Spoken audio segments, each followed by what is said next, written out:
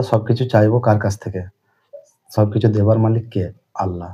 তো আমরা সবকিছু চাইলে আল্লাহর কাছ থেকেই চাইবো। এই বিষয়ে সাইদী সাহেব কি বলছেন? চলুন একটু শুনে নেওয়া যাক। দেওয়ার মালিক কে? সন্তান হয় না, দেওয়ার মালিক কে? বলেন জোরে। হাসাবার মালিক কে? কাঁদাবার মালিক কে? সুখ দেওয়ার মালিক কে? দুঃখ থেকে উদ্ধার করার মালিক কে? হায়াতের মালিক কে? মতের মালিক কে?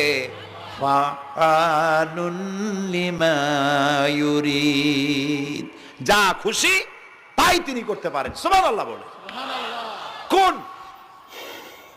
কাফ আর নুন, দুটি অক্ষর, যখন যা ইচ্ছে করে হয়ে যায়। আল্লাহর এই গুণকে বিশ্বাস করলে মানুষ শিরক থেকে বাঁচতে পারবে। মাজার মুখী হবে না মুসলমান, মসজিদ মুখী হবে তখন। আজ আমার মুসলমান একদিকে নামাজও পড়ে আর একদিকে মাজারের কাছে গিয়ে দুর্বল হয়ে যায়। আছে না?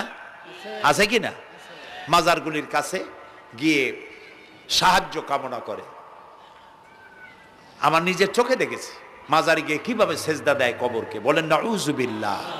আল্লাহ ছাড়া কাউকে রুকু সেজদা করা যায় না। যা চাবার আল্লাহর কাছে চাইতে হবে। ওয়াইজা সাআলতা ফাসআলিল্লাহ ওয়াইজা ইসতাআনতা ফাসতাইন বিল্লাহ। যা কিছু চাওয়ার আল্লাহর কাছে চাও, যা কিছু বলার আল্লাহকে বলো। সব কিছু করার মালিক তিনি। সুবহানাল্লাহ বলেন।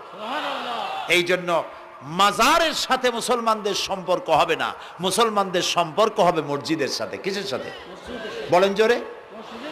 আপনি কোন অসুবিধায় পড়েছেন,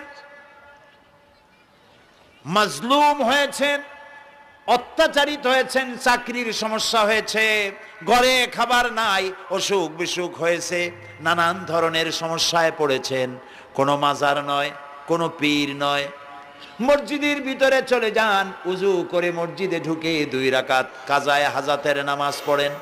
রাসূলুল্লাহর উপরে যখনই বিপদ হতো তিনি নামাজে দাঁড়ায় যেতেন। সুবহানাল্লাহ বলো। আপনি কেন যাবেন একটা কবরের কাছে? আপনার সাহায্য কামনার জন্য কোনো পীর নয়, আপনার সাহায্যের জন্য কোনো কবর নয়। সাহায্য পাওয়ার জন্য কে? আল্লাহ চান আপনার ঈমানটা খালেস হোক। আল্লাহ তাআলা এটা বরদাস্ত করতে পারেন না যে মানুষ কারো কাছে গিয়া আরেকজনের কাছে গিয়ে নথি স্বীকার করুক। আল্লাহ সহ্য করেন না। ইন্না শিরকা লা যুলমুন আযীম। শিরক হচ্ছে মস্ত বড় জুলম, অত্যাচার। আল্লাহ সব থেকে অপছন্দ করেন কোন গুনাহ? বলেন শিরক। আল্লাহ সহ্যই করেন না।